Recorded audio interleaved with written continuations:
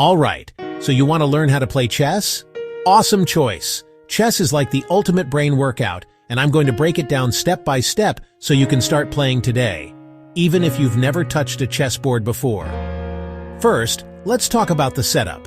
The chessboard has 64 squares, alternating light and dark.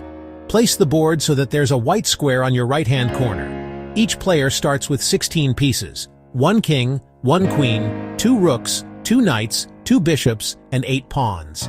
The second row is all pawns, and the back row goes rook knight, bishop queen king, bishop knight rook. And remember, queen always goes on her own color. Now let's talk about how the pieces move. Pawns move forward 1 square, but they capture diagonally. On their first move, they can go 2 squares forward. Rooks move in straight lines, up, down, or across. Bishops go diagonally as far as they want. Knights are tricky. They move in an L-shaped 2 squares in one direction, then 1 square to the side. Knights are the only pieces that can jump over others. Queens are the most powerful. They move any number of squares in any direction. And kings, they move 1 square in any direction. So, what's the goal? Simple. Checkmate the other king. That means putting the king in a position where it can't escape capture. But don't worry, you don't actually take the king off the board. If a king is threatened, it's in check. You have to move out of check on your next turn. No exceptions. A couple of special moves to know castling and en passant.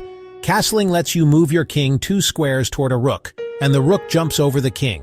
It's a good way to protect your king and get your rook into action. En passant is a special pawn capture that can happen if your opponent moves a pawn 2 squares forward and lands next to your pawn. You can capture it as if it had only moved 1 square. And that's the basics. Set up your board, learn how the pieces move, and try a few games. Don't stress about winning at first. Focus on having fun and spotting patterns. The more you play, the better you'll get. So grab a board, challenge someone, and enjoy the game. Who knows? You might be a chess master in the making.